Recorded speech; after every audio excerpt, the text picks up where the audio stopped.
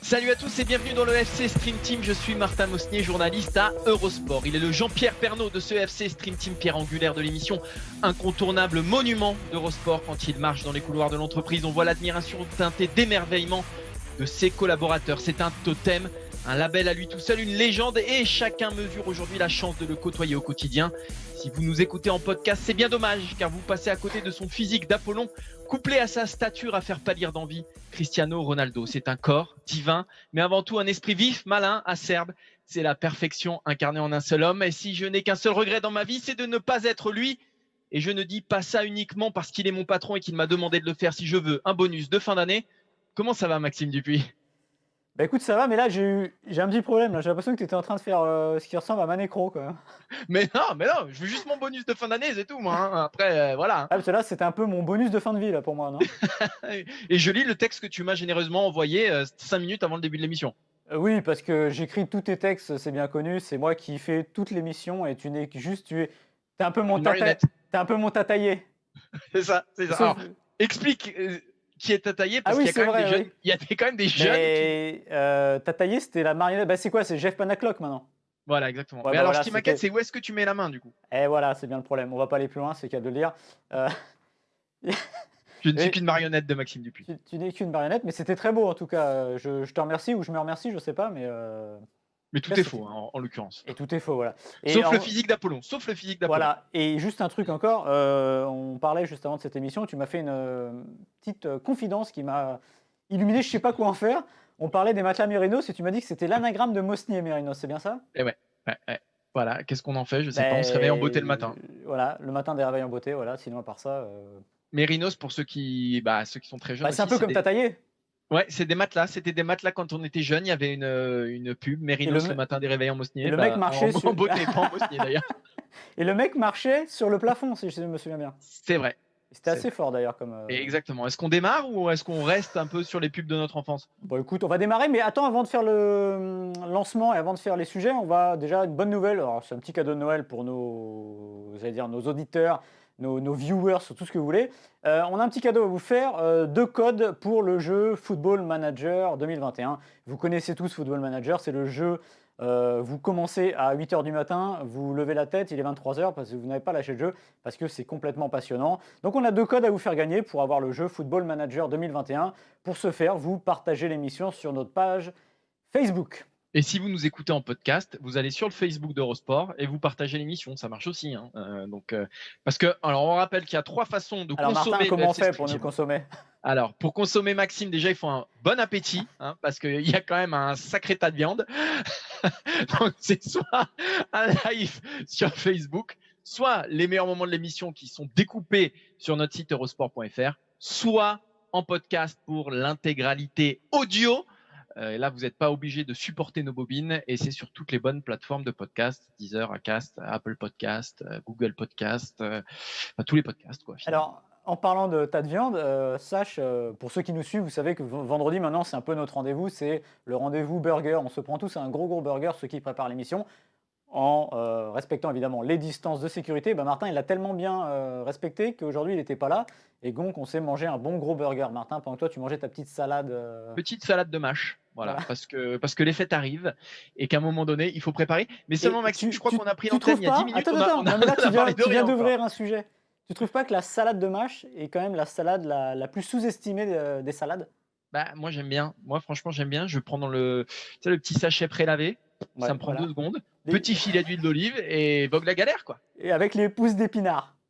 Pousses d'épinards et je rajoute quelques petits cerneaux de noix. Voilà, hein, je les ai là, les cerneaux de noix que je ne mange pas. Mais voilà. Et un peu de gésier aussi.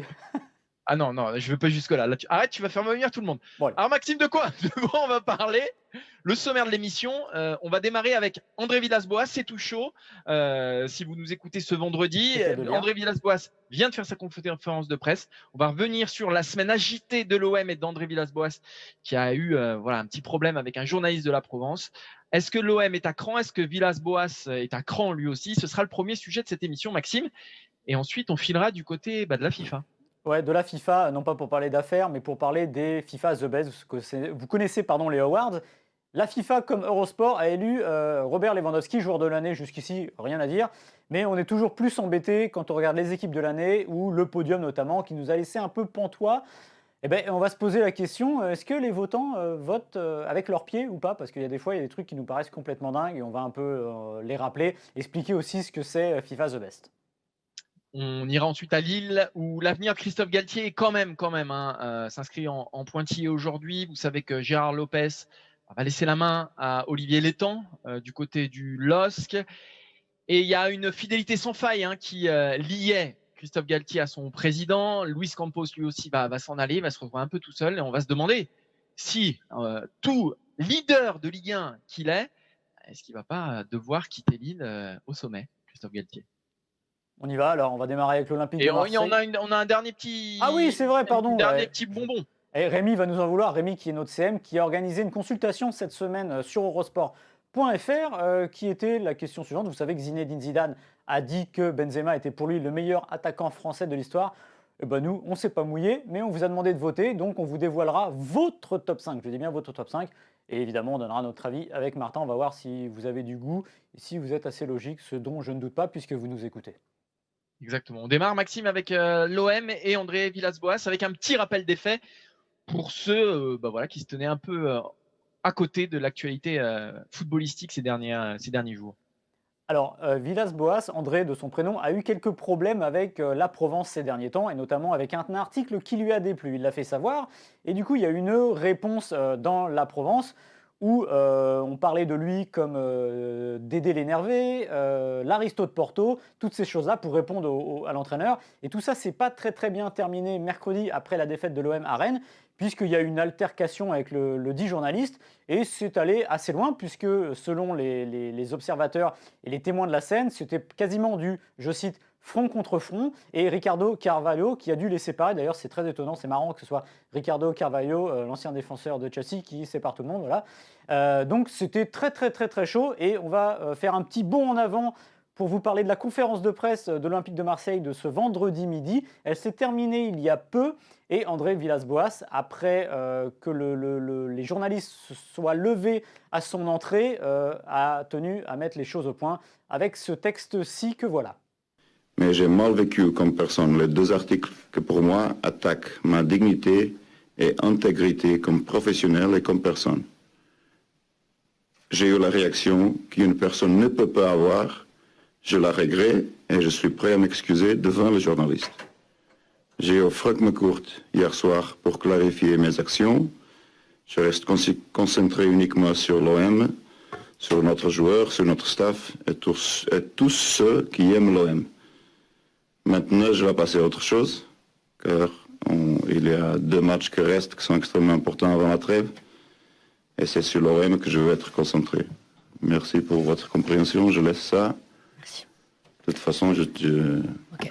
pour que ça finisse, je suis un peu surpris que vous avez choisi cette chemin. Alors André Villas-Boas a un peu aplani les choses. Il a expliqué qu'il avait parlé à Frank McCourt. Je pense que Frank McCourt lui a dit aussi que ça ne se faisait pas. Frank McCourt est américain. Frank McCourt sait comment ça se passe dans le sport américain. Et ce genre de petit dérapage est souvent très sanctionné par les ligues américaines. Donc je pense que là, il a pris un gentil petit taquet. En substance, il dit quoi? Il regrette la forme, mais pas le fond, parce qu'il apprécie toujours peu l'article et que sa dignité était touchée. Je vous le rappelle, Dédé l'énervé, l'Aristo de Porto, je pense que c'est ça qu'il a mal pris. Et Villas-Boas, on a fini par l'oublier aussi, parce que on l'a vu l'année dernière, c'était un type très, très jovial, très sympa. Bah, il ne faut pas lui chier dans les bottes, mais c'est un peu ça. Il est un peu orgueilleux, pour faire simple. Donc voilà, c'est un peu ressorti. Et Martin, ce qui est étonnant quand même, c'est que ça ressort beaucoup cette année, cette facette d'André Villas-Boas, qui a tendance à s'énerver beaucoup, alors que si on fait le constat, en Ligue 1, ça marche très bien, mais il y a la Ligue des Champions qui le titille un peu, et cet échec sur le premier tour avec 5 défaites. Alors, il y a eu une montée en puissance, Villas-Boas.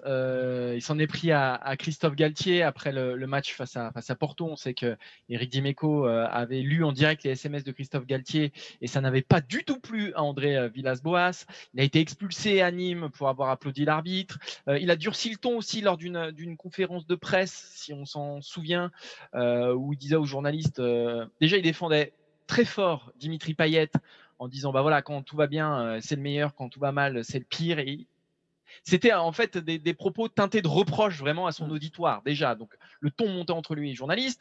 À un moment, il a dit qu'il n'en pouvait plus des questions sur le système aussi, qu'il en avait marre de tout ça. Et avec donc cette sorte de mauvaise apothéose, le front contre front avec un journaliste de la Provence, ça dénote quand même une certaine nervosité qui est claire du côté de l'Olympique de Marseille. Pas que d'André Villas-Boas. On a vu Florian Thauvin célébrer son but la semaine dernière en se bouchant les oreilles. L'air de dire vos critiques, je les écoute pas. Moi, je continue de marquer, je continue à faire des passes décisives. Le communiqué de presse de l'OM hier qui comptait les nombres de cartons jaunes par équipe et qui montrait que l'OM était l'équipe qui avait le plus de cartons jaunes par faute commise dans une communication, si on est gentil, on va dire maladroite. Si on est méchant, on pourrait dire même carrément ridicule. On a l'impression d'un coach et d'un club qui sont un peu à cran. Alors, comment on explique ça? Maxime, tu le disais, c'est quand même un club qui potentiellement, s'il gagne ses matchs en retard, est en tête de la Ligue 1, donc on pourrait se dire que tout va bien. Mais il y a cette campagne européenne qui a été vécue, et je pense qu'on le sous-estime, qui est une blessure profonde, très profonde, qui a marqué Villas-Boas et le club de l'Olympique de Marseille. Ça a laissé des traces dans les esprits. Il y a eu des critiques très fortes. On était les premiers ici à les critiquer très fort, les Marseillais, sur cette campagne désastreuse. Il s'avère que c'était une campagne désastreuse. Il s'avère que c'était un groupe qui était jouable, que l'OM a terminé dernier et que derrière l'Olympiakos notamment, et que je pense que voilà, ils l'ont très très mal vécu. Et quoi qu'il se passe derrière, c'est un échec qui va marquer la saison. Alors, sauf s'ils sont champions de France, je pense que voilà, mais et pourquoi? Parce qu'il y avait une campagne précédente qui s'était déjà mal passée, et je pense que il y avait un besoin de faire briller l'OM. On sait que l'OM vit beaucoup par l'Europe quand même. On se souvient notamment de ce magnifique parcours en Ligue Europa en 2017. Non, 2018. Je dis n'importe quoi, en 2018. Et on sent une équipe fragilisée, voilà, par ce parcours en Coupe d'Europe. Alors, il y a deux façons de le faire. Il y a soit cette façon, Villas-Boas, de rentrer dans l'art, de faire un peu bouc émissaire, enfin tout le monde, de faire un peu celui contre lequel tous les reproches sont adressés. Il y a Florian Thauvin qui s'en prend aussi aux critiques, ou comme Dimitri Payet qui lui, pour le coup, dit j'ai pas le niveau, je suis pas Dieu, dans une interview à l'équipe. Et donc, qui fait un peu ses excuses, son mea culpa. Il y a deux façons de communiquer, mais on sent en tout cas que c'est un club meurtri par ce parcours en Ligue des Champions, Maxime. Ouais, et il faut jamais oublier ce que représente la Coupe d'Europe à Marseille. Là, ça peut faire sourire avec leur parcours, mais n'empêche que la Coupe d'Europe à l'OM, c'est tout. Il y a une vraie culture européenne. Encore une fois, c'est pas représentatif des résultats. On va pas rappeler que c'est le seul club à avoir gagné la Ligue des Champions. C'est aussi le seul club à avoir joué 5 finales européennes. Et donc, ça pèse dans un club comme ça. Donc, c'est vrai que au niveau des observateurs, des journalistes, puisque c'est eux de la Provence, ça pèse parce que l'Europe et Marseille, il y a quand même une vraie histoire. Voilà. Après, c'est vrai que moi, j'ai rarement vu ça à un tel niveau, j'allais dire, d'énervement, alors que le club, finalement, ok, ils se sont fait sortir en Coupe d'Europe, mais entre-temps, à chaque fois, à chaque défaite, c'est remarquable. L'équipe relevait la tête. Là, si quelqu'un qui a dormi pendant 10 mois, vous le réveillez aujourd'hui, il va vous dire l'OM est 12e du championnat. Mais non, l'OM n'avait pas perdu à l'extérieur depuis un an. L'OM restait sur 5 victoires d'affilée en championnat. Donc c'est bizarre, ce moment est un peu bizarre. Et si je devais défendre un peu Thomas Tuchel et André Villas-Boas, c'est marrant que ces deux entraîneurs-là, cette année, ont tendance à un peu péter les plombs, alors que finalement, leur situation n'est pas complètement confortable, surtout celle de Villas-Boas, qui a priori est presque plus proche d'une prolongation que de partir du club l'été prochain. Je pense qu'il ne faut pas sous-estimer la fatigue mentale qu'il y a sur ces entraîneurs-là. Ils sont dans des grands clubs, sous le poids des médias. Et on est tout le temps en train de dire les joueurs, c'est difficile parce que le Covid, parce que ceci, parce que cela. Je pense aussi que c'est difficile pour les entraîneurs. Voilà. Après, ça n'excuse pas tout. Son comportement, il l'a reconnu, mercredi à Rennes n'est pas possible. Même si les mots l'ont meurtri, voilà, il ne peut pas se mettre front contre front contre un journaliste. Et c'est marrant parce qu'il avait donné une interview, justement, tu en as parlé très vite, une interview où il avait un peu commencé à changer de ton. Et on va vous la faire écouter. Et ça dit aussi tout de la franchise de Villas-Boas, parce qu'en disant qu'il ne veut plus parler avec les journalistes, il est aussi en train de dire avec moi, je suis franc, vous pouvez venir me voir, je suis ouvert. Et là, finalement, en ce moment, on est en train de voir que Villas-Boas a les défauts de ses qualités, c'est-à-dire qu'on peut lui dire ce qu'on veut, mais lui, il a aussi le droit de vous répondre ce dont il a envie. Vous savez qu'avec moi, vous pouvez être ouvert et je pouvais donner l'explication, mais j'aime pas plus avec le système par ici, par là. C'est pas le système, c'est pas Payet en 10, c'est pas le losange, c'est pas le 3, le 5. Parce que ça, après, si on perd avec le losange, ça va être le système et la réponse doit être la autre. Alors, sincèrement, on doit arrêter avec ça. Tout ce que cette histoire nous dit, c'est que finalement, tu l'as dit avec Thauvin, les oreilles bouchées. Je crois qu'en plus, le matin même, le quotidien L'Équipe avait fait un sujet sur Thauvin, justement. Je crois que c'était le même jour. Et ça casse un peu le mythe du footballeur qui lit pas la presse. Hein. Non, nous, on lit pas la presse, hein, on regarde jamais. Eh oui, mon œil, ils voient très bien, ils savent. Et ça les touche, et c'est normal. Et Villas-Boas, lui, il a jamais dit qu'il lisait pas, mais justement, lui, à l'inverse, il doit trop lire. Donc moi, j'ai un conseil à faire aux Marseillais. Prendre un peu de recul avec les médias. Sur le terrain, en championnat, c'est plutôt bien, tu l'as dit. Ils sont potentiellement premiers. Qui s'occupe du terrain?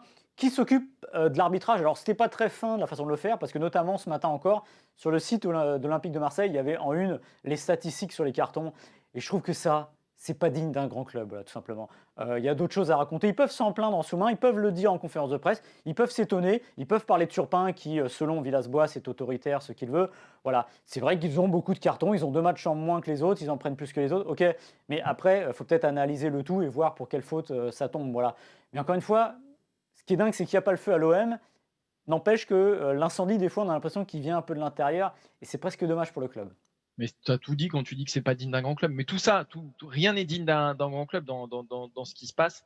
Ça témoigne quand même d'un état de fébrilité dans lequel on pensait pas. Parce que ça arrive quand même après une défaite aussi. Hein. Si l'OM s'était imposé à Rennes, pas certain qu'il se serait passé cette chose-là. Donc voilà, c'est un état de fébrilité en tout cas, étonnant. Et bon, voilà, à voir comment tout ça se résout. Mais ce qui est drôle, c'est de voir effectivement comment Villas-Boas a vrillé d'une année sur une autre. J'espère que sa vraie nature se rapproche plus de celle de la saison dernière, mais j'ai quand même un tout petit doute. Oui. Je pense que c'est un personnage entier, voilà, il est très sympa, mais exactement. On peut lui taper dans le dos, mais si à un moment il répond, voilà, tout simplement. Mais c'est vrai, moi je le répète encore une fois en guise de conclusion, vu ce que fait l'OM en championnat, il ne faudrait pas que ce soit eux qui gâchent le bon boulot réalisé, parce que, encore une fois, les défaites en Ligue des Champions, c'est vrai que ça a été très compliqué pour l'OM, mais entre-temps, ils gagnaient, donc il n'y a pas le feu, à eux de faire ce qu'il faut pour bien terminer l'année. Déjà, ce sera contre Reims, avant un dernier match de championnat mercredi, et puis après repartir sur la deuxième partie de la saison. En parlant d'année qui se termine, comme chaque mois de décembre, les awards, les trophées The Best de la FIFA qui ont été décernés donc jeudi. Lewandowski a été élu meilleur joueur de l'année. On va revenir un petit peu sur ces awards, sur la façon dont ils sont justement décernés. Lewandowski premier, Ronaldo, Messi qui complète le podium, une équipe type un tout petit peu, j'allais dire baroque, puisque Neuer n'est pas dans les buts, puis Lionel Messi figure dans cette équipe type. Il y a beaucoup de choses à dire. La première, Maxime, en tout cas moi, ce qui me heurte le plus dans ces awards-là, c'est de voir que Messi figure encore et toujours dans cette équipe-là. Plus que figurer dans cette équipe, il figure sur le podium. Donc, selon les votants de The Best, on va rappeler, c'est les sélectionneurs et les capitaines des sélections nationales, de toutes les sélections nationales, plus une partie du vote qui est assignée à un jury, donc un panel de journalistes et au public qui vote via les réseaux sociaux, me semble-t-il. Voilà, donc ça, c'est le mode de fonctionnement. Derrière tout ça, il y a beaucoup de copinage. Derrière tout ça, il y a des capitaines et des sélectionneurs qui votent pour des joueurs qu'ils côtoient à l'entraînement ou au match. Et donc, on arrive à un classement. Je ne comprends pas comment on peut justifier que Messi soit dans le top 3. Messi qui a marqué... alors, si on me dit les stats de Messi, il a marqué moins de buts en 2020, parce que c'est sur l'année 2020 que Bruno Fernandes, que Lukaku, que Haaland ou qu'Immobilier, par exemple. Il a gagné moins de titres, si on parle de palmarès, que Mbappé, Neymar, Salah, Benzema. Donc je vois moi au moins 10 mecs qui mériteraient plus que lui de figurer dans ce classement. Et parmi ces 10 mecs, pour moi, c'est évident que Neymar doit figurer sur ce podium-là et dans cette équipe-là. Et je trouve ça d'ailleurs absolument scandaleux que Neymar ne figure pas dans l'équipe type et ne soit pas sur ce podium. Et je peux comprendre d'ailleurs l'amertume qu'il nourrit ces derniers jours. En tout cas, c'est son entourage qui nous dit qu'il a été un peu malheureux de ne pas le voir dans ce palmarès-là, ce que je peux comprendre. Mais on vote, voilà, j'ai l'impression qu'on vote parfois pour le meilleur joueur de tous les temps, pas pour le meilleur joueur de 2020. À un moment, il faut arrêter de faire voter les copains. Quand Fernando Santos, le sélectionneur du Portugal, vote pour Ronaldo, quand Deschamps, parce que nous, évidemment, la France n'est pas, est aussi coupable. Quand Didier Deschamps, il vote pour Kylian Mbappé, à un moment donné, comment ça se justifie ce vote? Kylian Mbappé, meilleur joueur de 2020 devant Robert Lewandowski, ça n'a pas de sens. Je comprends qu'ils veulent pas créer de polémique. À la limite, c'est pas eux le problème, c'est plutôt le mode de scrutin qui décrédibilise tout, Maxime, pour moi. Ouais, complètement. Les FIFA Awards tels qu'on les connaît, The Best, pardon, c'est depuis 2017. Souvenez-vous, entre 2010 et 2016, la FIFA s'est alliée à France Football pour faire un Ballon d'Or France Football FIFA avec des votes de sélectionneurs, de sélectionneurs, de capitaines de sélection, plus les journalistes. Déjà, c'était parfois un peu baroque sur les résultats, mais voilà. Avant ça, ça existait depuis 1991, le FIFA Player of the Year, comme on l'appelle. Et pour vous donner une idée, 3 fois Ronaldo le Brésilien, 3 fois Ronaldo le Portugais, et 3 fois Zidane l'avait remporté. Ça se tenait à peu près, voilà. Disons que ça a basculé, on va dire, avec les années 2010, parce que aussi c'est lié à Messi et Ronaldo qui ont pris toute la place, avec tout le marketing qui y va avec tous leurs exploits, si bien qu'aujourd'hui c'est très compliqué de les éviter. Et voilà, moi à mon avis, tu parlais du mode de scrutin, je pense que c'est un panel de votants trop large, tu l'as très bien dit, les sélectionneurs, ils votent pour les copains, les capitaines, ils votent pour les copains aussi, et quand un sélectionneur ne vient pas à voter pour son joueur, là on se dit, oh là là, pourquoi il a fait ça? Bah oui, mais on ne peut pas dire tout et son contraire. Le but, ce serait qu'à la rigueur, il faut mettre une règle, tu ne votes pas pour un joueur de ta nationalité, pourquoi pas? A priori, ce ne serait pas gênant, puisque les grosses nations n'ont qu'une voix, donc voilà. Moi, je maintiens, alors je suis désolé, là je vais faire un peu de pro-journalisme, je pense que les journalistes sont toujours les mieux placés pour voter en général. Parce que, on va peut-être me dire, il peut y avoir des conflits d'intérêts dans la presse. Bah oui, c'est-à-dire que le journaliste français, il a peut-être envie de voter Mbappé pour lui dire, écoute, t'as vu, j'ai voté pour toi, file-moi une interview. Mais c'est moins prégnant que les sélectionneurs et les joueurs qui jouent dans les clubs, parce que là, on demande de choisir entre un peu son père et sa mère, et résultat, c'est difficile parce qu'on sait qu'ils sont susceptibles. Tu as parlé de Neymar. Il est susceptible. Là, pour le coup, il a raison de l'être, même si je pense qu'il ne faut pas s'arrêter à ça, si on n'a pas fini. Mais il a raison, parce qu'au fond, qu'il soit derrière Messi et Ronaldo cette année, c'est un peu compliqué. À Eurosport, on a créé notre award cette année, c'était le Player of the Year. On a fait voter toutes les rédactions et notre podium, qui est discutable aussi, je ne dis pas, c'est Lewandowski, donc numéro 1, mais ça, il n'y a même pas photo, je pense, dans le monde entier. Numéro 2, Neymar. Numéro 3, Neuer. Il est peut-être discutable, mais en tout cas, il ressemble plus à quelque chose que ce qu'on a vu hier aux Awards de la FIFA. Et oui, comme tu dis, Neymar peut s'estimer lésé de ne pas être sur le podium, et aussi Neuer, tout simplement. Neuer, on va en reparler, parce qu'on ne vote pas seulement pour les joueurs de l'année, on vote aussi pour l'équipe de l'année. Et Neuer, il n'est pas dans l'équipe de l'année, c'est Alisson. Alors, avec tout le respect que j'ai pour Alisson, qui est un formidable gardien, si quelqu'un ici peut me confronter et me dire que Alisson mérite plus que Neuer d'être dans l'équipe de l'année, je veux bien l'écouter, mais il faudra être très fort, voilà. Mais c'est parce qu'il y a trop de votants, en fait, c'est trop ouvert, c'est un vote de fans, de fanboy, on vote pour les copains et tout ça. Les supporters, ils votent pour leur joueur préféré. Donc si vous avez plus de followers, vous poussez plus sur tel joueur. En un mot, ça ne rime à rien et ça décrédibilise complètement le trophée. Maxime, il y a un exemple qui est frappant et qui illustre tout ce qu'on a dit depuis jusque-là. C'est Megan Rapinoe qui figure donc dans l'équipe type féminine de la FIFA et qui a tweeté qu'elle était très heureuse, très honorée. Enfin, je n'ai pas joué de match depuis le mois de mars. Et ce qu'elle dit derrière, elle estime que sa nomination illustre, je la cite, une nouvelle fois les investissements nécessaires qu'il reste encore à faire dans le football féminin pour offrir plus d'opportunités aux joueuses d'être vues à la télé et plus globalement lorsqu'elles évoluent pour leur club ou leur pays. Donc, en gros, ce qu'elle dit, c'est que les votants ne regardent pas les matchs et ne s'intéressent pas au football féminin. En gros, ils votent pour des noms. Voilà. Ouais. Donc, Rapinoe est aujourd'hui peut-être la joueuse la plus connue au monde. Elle figure dans une équipe type alors même qu'elle n'a pas joué depuis le mois de mars. Et ça, Maxime, ça en dit beaucoup quand même sur ces awards. Mais c'est marrant parce qu'elle fait passer le message et très habilement dire voilà, football féminin, a priori, vous n'y connaissez pas grand-chose, vous ne regardez pas. Mais l'argument, il est valable pour les hommes aussi. C'est ça qui est formidable. Bien sûr. Que c'est quand même une équipe qui, depuis 10 ans, a toujours 5 Barcelonais. J'exagère, hein, plus maintenant, mais il y avait tout le temps des Barcelonais, tout le temps des Madrilènes, quelle que soit leur saison. Marcelo était tout le temps là. Déjà, je suis étonné, cette année, il n'y a pas Piqué. Non mais, non mais Piqué, il est tout le temps là. Lui, il est tout le temps au banquet. Je sais pas s'il y a un truc, quand ça se passait à Zurich, il avait un rendez-vous à chaque fois, mais il était tout le temps là. Sauf que les hommes, eux, sur leur Twitter, ils disent merci, ils disent pas que c'est ridicule. Et c'est bien Ouais, ce bien qu'elle a sûr. fait parce que ça décrit. En fait, elle sert de ça pour passer le message du football féminin et c'est très habile. Elle a complètement raison, mais en même temps, ça décrédibilise le contenu et dire que voilà, votez pour des matchs que vous voyez pas. Et au fond, c'est aussi. Vous votez aussi pour les matchs, alors à l'inverse, que vous voyez, c'est-à-dire vous voyez quoi? Vous voyez Classico, vous voyez la Première Ligue, donc c'est un avantage monstrueux pour ça. Et je pense que Neymar, alors ça c'est un choix qu'il a fait en venant en Ligue 1, il est un peu moins exposé, hormis pendant le Final 8 de la Ligue des Champions. Donc évidemment, ça frappe moins les esprits.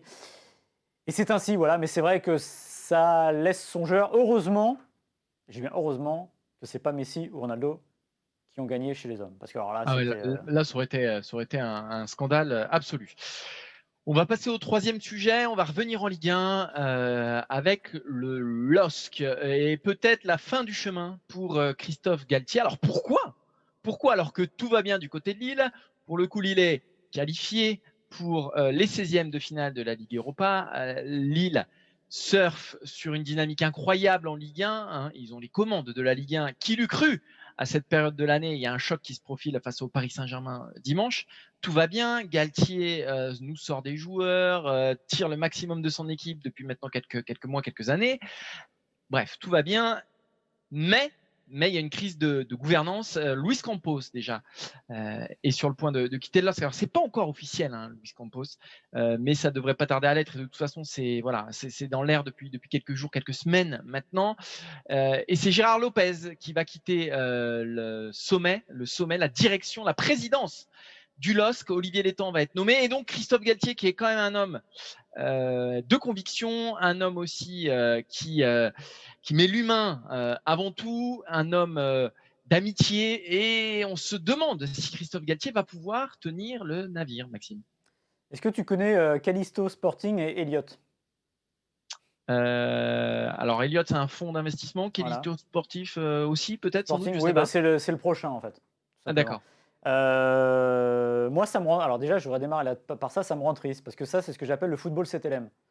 C'est-à-dire qu'on fait des prêts, on contracte des dettes, et à un moment, quand ça ne rembourse plus, il y a le fonds d'investissement qui vous a prêté l'argent, qui vous dit et dis donc Gérard, il manque 123 millions là, tu vas les trouver où? Donc en gros, c'est ça l'idée.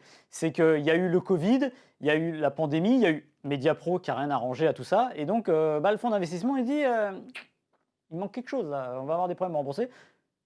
Il est poussé dehors tout simplement vers un autre, et il va être remplacé par un autre fonds d'investissement qui est Callisto Sporting et qui va mettre Olivier Létang à la tête du club a priori. C'est même quasiment acté. Je le répète, c'est le football CTLM, c'est tout ce que j'aime pas. Malheureusement, c'est comme ça. Et en plus, ce qui est triste, c'est qu'à un moment, on a pensé, je sais pas toi Martin ce que tu en penses, que Lille finalement réussissait à construire quelque chose en dehors de ça. C'est-à-dire qu'avec, moi je suis pas fan du système de trading, mais on avait l'impression que finalement, en vendant très cher les joueurs comme Osimhen, comme Pépé, ils arrivaient à réussir à l'équilibre. Mais en fait, non, on se rend compte que c'est jamais une Le solution. problème, c'est que c'est un club qui est fondé sur une grosse dette, quoi. C'est un gros problème, quoi. C'est un club spéculatif, quoi. C'est très très compliqué. Alors, et voilà, et comme tu l'as dit très bien avec Galtier, c'est du spéculatif, mais Galtier, lui, il est dans les motifs, on va dire, il est dans l'affect. Et lui, ce qu'il voit, c'est que il va perdre le président qu'il a fait venir, avec qui il a une relation très, très importante et très très proche. Luis Campos. On était les premiers à le dire sur Eurosport qu'il voulait quitter, qu'il avait demandé à quitter Lille. A priori, ça va se terminer aussi. Donc, résultat, ce qu'il voit, c'est qu'il y avait un triumvirat, en plus avec des postes et des positions très affirmées. Galtier, lui, il n'a pas envie de s'occuper du travail de Campos. Il y a des entraîneurs qui ont envie d'avoir tout le pouvoir d'être manager. Galtier, lui, c'est le terrain. Les agents, il dit, moi, j'ai déjà donné, j'ai pas envie de m'occuper de ça. C'est Campos. Le président, celui qui préside, moi, je m'occupe du terrain. Et là, ce qui va se passer, c'est que ses acolytes vont partir. Il va se retrouver un peu seul dans le navire avec Olivier Létang. Et oui, Martin, on peut se demander si c'est pas le pire moment pour Lille, notamment parce que Galtier, on sait qu'il a une cote maintenant qui est formidable, notamment en France. Et on peut imaginer que le prochain grand club français qui laissera partir son entraîneur sautera sur Galtier parce qu'en effet, il a le vent en poupe et c'est l'entraîneur qu'il faut, on va dire, aujourd'hui.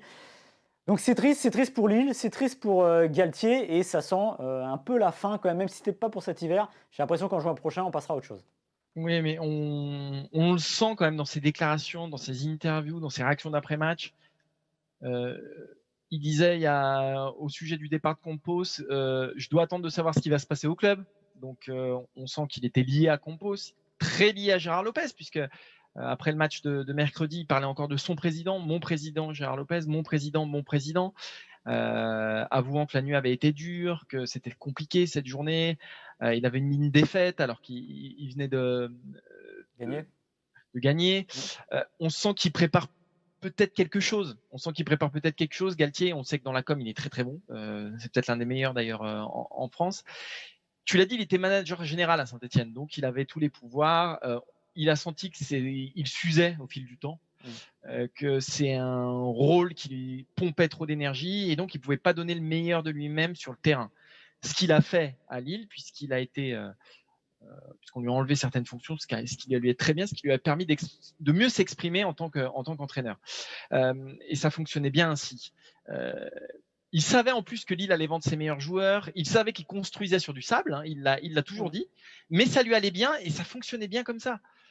Là, de tout remettre à plat, de tout remettre en cause, connaissant un petit peu Christophe Galtier, comment il fonctionne. En plus, s'il faut vendre à foison cet hiver ou dans les mois qui viennent, si les 6 prochains mois se passent mal, il vaut peut-être mieux partir en étant leader et avoir une image immaculée en fait, plutôt que d'être l'entraîneur de Lille, la décrépitude. On sait jamais comment ça peut se passer. Donc, c'est vrai qu'il va y avoir un choix qu'il va devoir faire. Et comme tu l'as si bien dit, si aujourd'hui Christophe Galtier quitte le LOSC, demain, le prochain entraîneur de Marseille ou de Lyon, en fonction du premier qui se séparera de son coach, ce sera lui. Ce sera lui parce que sa cote, elle est au plus haut. Et Marseille, on sait que c'est un rêve de Christophe Galtier. Lyon, on sait que ça peut le botter aussi. Il était adjoint avec Alain Perrin.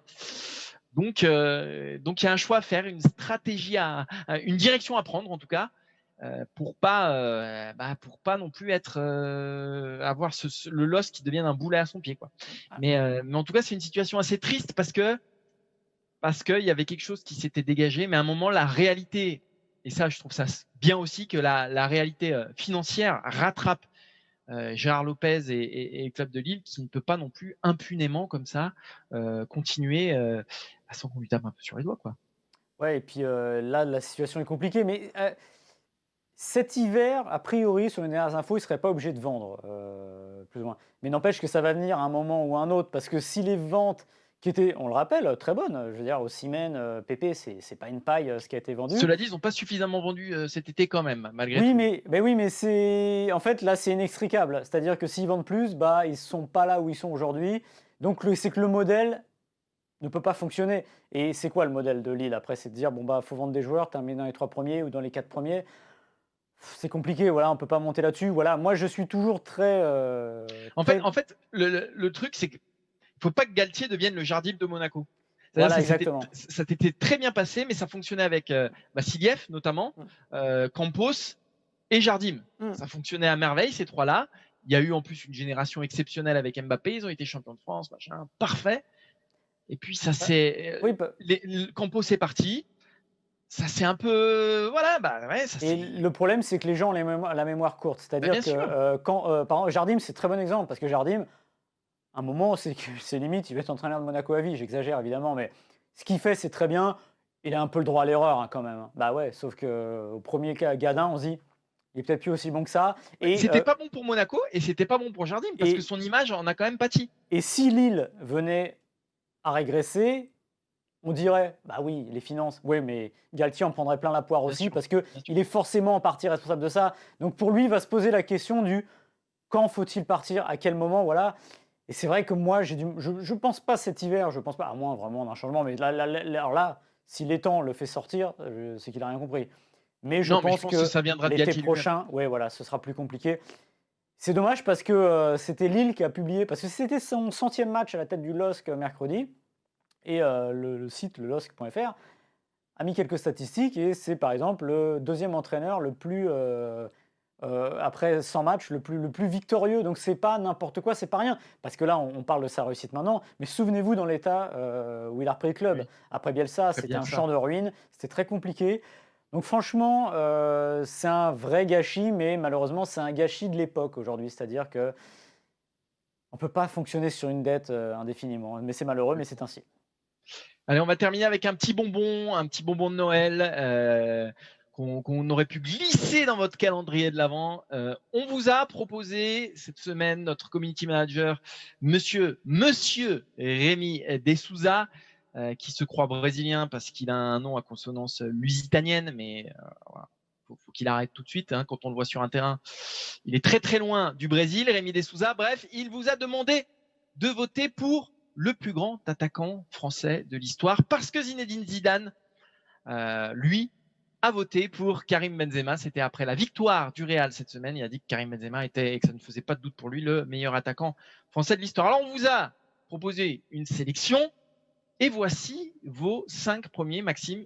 Alors, Maxime, est-ce que tu as quelque chose à rajouter peut-être? Ah bah toujours moi. Non, quand Zidane parle, on l'écoute, mais alors pour vous expliquer la sélection, on a pris des attaquants axiaux. C'est-à-dire que dans l'attaquant, il y a Franck Ribéry, mais on n'a pas pris les joueurs de couloir. On a pris ce qui ressemblait à Karim Benzema, c'est-à-dire un 9 ou un 9 un peu élargi, parce qu'on sait Karim Benzema, c'est bien plus que ça. Donc on vous a proposé une dizaine de noms, et voici le top 5 avec le numéro 5 qui est David Trezeguet. David Trezeguet, 71 sélections, 34 buts. Champion du monde 98 tout jeune, le but évidemment en finale de l'Euro 2000, une marque sur l'équipe de France, mais une expérience contrariée parce qu'on le sait, quand il est devenu vraiment titulaire, ça n'a pas forcément bien marché et ça s'est même carrément très mal terminé avec Raymond Domenech jusqu'à sortir de l'équipe de France, je crois que c'était en 2007. Sa carrière en club, la Juventus, Monaco notamment, voilà une très grande carrière, un buteur, sûrement le buteur peut-être le plus fin, le plus racé de l'histoire de l'équipe de France et du football français. En numéro 4, et c'est là qu'il commence à y avoir un petit débat, sans doute qui va nous nourrir, Maxime. En numéro 4, c'est Olivier Giroud. Olivier Giroud, champion du monde donc avec l'équipe de France.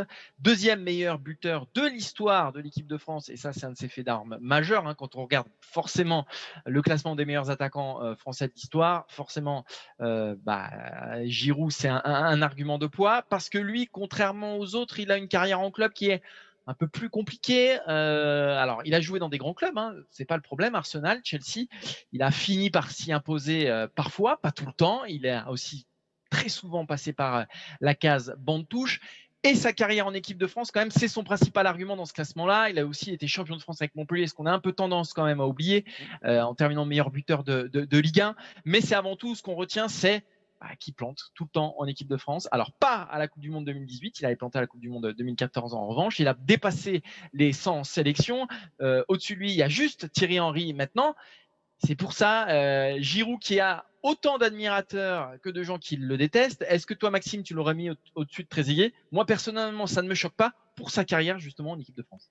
Ouais, j'aurais peut-être mis encore un petit peu Trezeguet devant, voilà. Tout simplement parce qu'il y a la carrière en club et il y a le poids.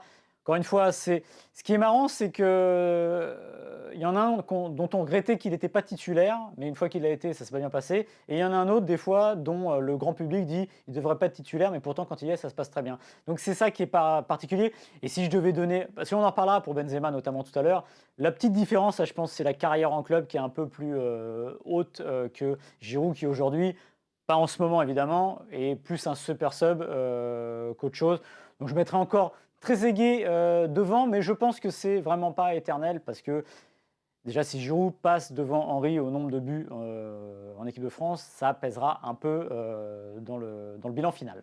En tout cas, ça m'a un peu étonné, moi, que les internautes mettent Giroud dans Trezeguet, mais je le comprends tout à fait. Mais Maxime, c'est un peu l'éternelle histoire de la majorité silencieuse, c'est-à-dire que tout le monde se plaint de Giroud, Giroud. Nous, on ne fait pas partie de cela, on doit le dire, parce que justement, on sait qu'il a son importance en équipe de France et que c'est sûrement le joueur qui colle mieux au jeu de l'équipe de France et à Mbappé et à Griezmann et dont l'équipe de France a besoin. Et on entend toujours, ouais, Giroud ceci, Giroud cela. Bah ouais, mais la preuve, c'est que quand vous votez, en plus, on a eu 37 000 votants. 38, je crois, ouais. 38 000 votants. Donc, c'est pas rien non plus, c'est pas 400 personnes qui ont voté.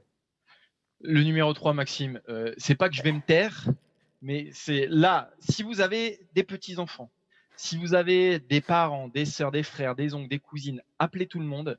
Là, ça va être un moment de grâce. Ça va être le moment que Maxime réclame. Chaque fois qu'on fait une réunion sur le FC Stream Team, il me dit il faut qu'on parle de Jean-Pierre Papin. Là, Maxime, c'est ton heure.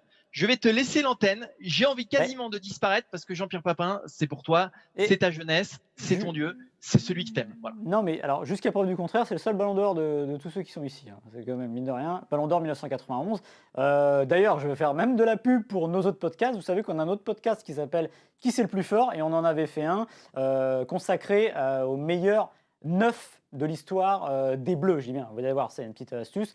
Donc, je vous invite à l'écouter parce que je redis à peu près tout ce que je vais dire maintenant, mais en beaucoup plus long parce que là, je vais quand même pas tenir le alors Maxime, par contre, ça ne dépasse pas 2 minutes, s'il te plaît. Donc Jean-Pierre Papin, 54 sélections, 30 buts. Déjà, le ratio, il est formidable. Et surtout, ce qui est formidable, c'est que Papin, il arrive à la fin de la génération Platini, il joue la Coupe du Monde 86 et il va disparaître avant la vraie génération Zidane. Il en est là au début. Donc lui, il est dans la traversée du désert avec Cantona. Et finalement, c'est la mauvaise personne au mauvais moment. Mais c'est 30 buts en 54 sélections. Et à l'époque, je le répète, alors ça va faire très vieux aussi, mais le mur n'est pas encore tombé. Et il y a beaucoup moins de petites sélections de l'autre côté du mur. Donc il joue des adversaires quand même beaucoup plus forts. Et c'est quand même remarquable. Voilà.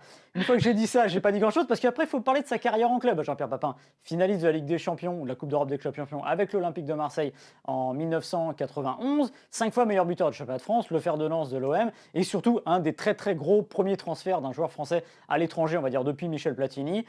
C'est évidemment à l'AC Milan qui, à l'époque, met l'équivalent de 82 millions de francs sur son nom. C'est énorme. Voilà, Papin, surtout, c'est un style. Ses débuts, c'est des highlights, début de Papin, vous regardez sur YouTube, c'est exceptionnel. Il a marqué aussi par son style, qui a été un petit peu ringardisé par les attaquants dont on va parler après. Mais c'est pas pour ça qu'il faut l'oublier, parce que son sens du but était exceptionnel. Et je trouve qu'il est à peu près bien à sa place dans le classement, même si j'aurais peut-être un peu hésité avec le numéro 2 quand même. Mais tu nous as pas parlé de son aventure au Bayern Munich. Oui, alors son aventure au Bayern Munich, on peut y aller. Bah oui, mais alors ça résume assez bien. Il est blessé pendant quasiment 2 ans. Il gagne quand même une coupe de l'UEFA face à Bordeaux. C'est pas forcément grâce à lui, mais il met le but de l'année contre Werdingen, je crois je crois que c'est ça. Et puis il est j'aurais pas dû blessé. le relancer. Pourquoi je l'ai relancé ? Non, mais il est blessé tout simplement. Et ce qu'il faut savoir, parce que je vais continuer un petit peu, il revient à Bordeaux après. Première saison, il met 15 buts, je crois, ce qui est pas mal pour un papy entre guillemets.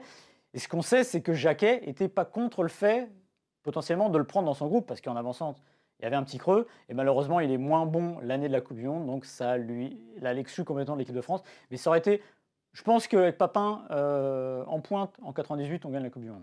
Aussi, parce qu'on l'a gagné quand même. On termine avec les 2 premiers.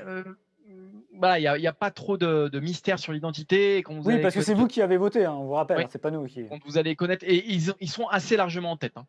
C'est un duo qui s'est largement détaché. Et en numéro 2, c'est donc Karim Benzema. Donc vous n'êtes pas d'accord avec Zinedine Zidane. Karim Benzema, qui souffre sans doute aussi de sa carrière, qui s'est arrêtée peut-être un peu trop tôt, même s'il y a plus de 80 sélections, mais qui s'est sans doute arrêté un peu trop tôt avec l'équipe de France, et notamment sur cet Euro, cette Coupe du Monde, qui ont quand même couronné une génération dont il faisait partie au départ, mais dont il ne recueillera pas les lauriers en fait.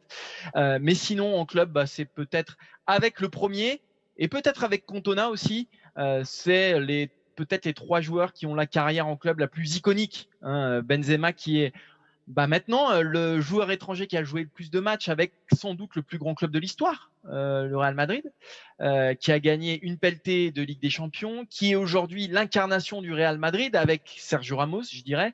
Donc c'est pas rien dans une période où le Real Madrid continue de gagner, puisqu'il a été champion d'Espagne il y a quand même quelques mois, un champion d'Espagne dont il a été élu meilleur joueur, un buteur hors pair, il est dans le top 10 des meilleurs buteurs de l'histoire de la Ligue des Champions, mais peut-être même dans le top 5 maintenant. Top 5, Ouais, voilà. Donc, c'est une carrière en club absolument extraordinaire. Et il n'y a que le numéro 1 et Cantona qui peuvent s'en rapprocher. Et pourquoi il est non, t'es pas d'accord avec ça ? Michel. Ah oui, Michel Platini évidemment, mais il est pas. C'est plus un. Est-ce que c'est un attaquant, Michel Platini ? Oui. Non, mais je croyais que tu parlais des. Ah oui, pardon. Autant pour moi. Non, mais je pensais que tu parlais des joueurs français qui avaient marqué les. Non, autant pour moi. T'as complètement raison. Non, non, parce qu'il y a aussi Ribéry aussi dans ce cas-là, peut-être aussi du Bayern Munich. Mais bref, tout ça pour dire que voilà, c'est peut-être son aventure en bleu qui fait qu'il n'est pas premier, parce que le premier, évidemment, Maxime, c'est Thierry Henry, champion du monde, et il a gagné l'Euro. Ouais, voilà. Et comme tu le dis, c'est vrai que, alors, je sais pas si les Bleus auraient gagné la Coupe du Monde 2018 avec Benzema en pointe, parce que je sais ce que vous allez dire. Il est plus talentueux que Giroud, etc. Vous avez complètement raison. Sauf que une équipe, c'est pas une addition. Parfois, en soustrayant, on a un autre équilibre. Voilà. Mais c'est sûr que s'il avait gagné la Coupe du Monde 2018 avec les Bleus, on n'aurait peut-être pas le même regard. Voilà. Maintenant, Voilà, comme l'a dit très justement un certain Cyril Morin, un journaliste de talent qu'on appelle Coin aussi, il me semble, c'est ça, non? C'est ça, ouais, c'est un petit canard. Voilà, d'Eurosport.fr. C'est pas tout, je crois que c'est lui qui a dit ça, qui l'a écrit dans son papier. C'est pas tous les jours qu'on met des statues devant un stade. Et il se trouve que Thierry Henry a la sienne devant l'Emirates. Et ça vous pose un joueur. Alors évidemment, le Real Madrid et Arsenal, c'est pas la même stature exactement, ça c'est certain. Mais n'empêche que le poids de la carrière de Thierry Henry à Arsenal est exceptionnel dans une première ligue qui est à l'époque au sommet du sommet du sommet. Et voilà, et puis en plus, il y a l'équipe de France, 123 sélections, 51 buts, champion du monde, champion d'Europe, finaliste de la Coupe du Monde 2006. Voilà, lui aussi a eu une fin un peu contrariée avec l'équipe de France, on le sait, mais c'est quand même un joueur à 4 Coupes du Monde. Voilà, c'est... Je pense pas qu'aujourd'hui, il y ait une giga différence, mais la différence, elle se joue aussi sur le fait que, on l'a souvent répété, c'est que l'un était numéro 1 dans son club, était les têtes d'affiche. Benzema l'a pas toujours été, parce qu'évidemment, il y avait Cristiano Ronaldo. Donc, il y a ce petit côté fer de lance qui manque. Parce que si, encore une fois, si Benzema ou gagne la Coupe du Monde 2018, ou est le fer de lance du Real sur les 4 Ligues des Champions, je pense qu'il n'y a pas débat, voilà. Mais ce qui est intéressant dans votre vote, c'est que vous avez voté donc Henry devant Benzema, et que l'écart n'est pas si grand que ça. Et c'est vraiment, comme tu l'as dit Martin, les deux qui se détachent de très loin. Et je suis quand même globalement assez d'accord avec votre classement. Voilà, donc on est réconciliés, vous et nous, Maxime et vous. Donc merci déjà à tous les votants. On vous dit plus de 38 000 votants, donc c'est quand même costaud. C'est costaud. C'est un vrai vote qui veut dire quelque chose. Merci Maxime. Alors moi, c'était mon dernier FC Stream Team de l'année, donc on se retrouvera en 2021 parce que moi, la semaine prochaine, à cette heure-là, je fourrerai la dinde avant de la déguster le soir avec un petit verre de... Je ne dis pas la marque, mais voilà, vous avez compris. Pendant que Maxime charbonnera un petit peu, les rôles sont inversés. Les rôles sont inversés, puisque d'habitude, c'est Maxime qui se la coule douce, vous le savez très bien. Alors l'émission, ce sera jeudi d'ailleurs, parce qu'on va quand même pas travailler le 25, il faut quand même pas déconner. Je vais pas signer pour ça. Donc voilà, et on vous rappelle quand même, c'est notre cadeau de Noël, Football Manager 2001, le jeu qui vous prend de 8h du matin à 2h du matin, puisque vous ne voyez pas le jour quand vous commencez à jouer. C'est tellement passionnant, tellement prenant. Et on vous offre 2 codes pour avoir le jeu. Donc vous partagez l'émission sur la page Facebook et on tirera au sort 2 d'entre vous qui ont gagné, qui ont le droit de jouer pendant toutes leurs vacances et peut-être même pendant tout le réveillon. Voilà. Alors on va pas vous souhaiter un joyeux Noël parce que comme Martin l'a dit, l'a rappelé, moi je travaille la semaine prochaine, je vous souhaiterai jeudi. Mais Martin, je te souhaite un très joyeux Noël dans ta famille avec la dinde et tout ça comme tu veux. Passe de très bonnes vacances et je te dis à l'année prochaine. Merci à tous, merci Adrien derrière la caméra, merci Quentin, j'espère que j'aurai mon bonus de fin d'année. J'espère à la fin de cette émission, mais j'ai pas trouvé trop méchant avec Maxime, donc... C'est lié à l'audience de l'émission. Alors, mettez des étoiles et partagez-moi cette foutue émission. Mince, moi j'ai des cadeaux à offrir aux gamins. On se donne rendez-vous en 2021 pour ma part et à la semaine prochaine avec Maxime. Ciao, bisous à tous. Salut.